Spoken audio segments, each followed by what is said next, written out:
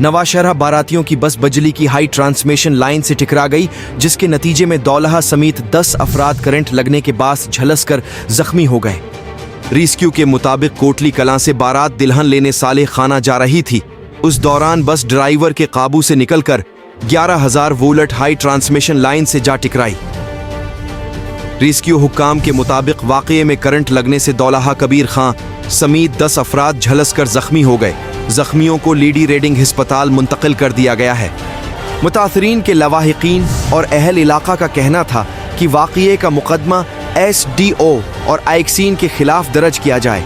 बिजली की high transmission लाइनें बहुत नीचे हैं, जिसकी कई बार शिकायत की है, लेकिन मसला हल नहीं किया गया।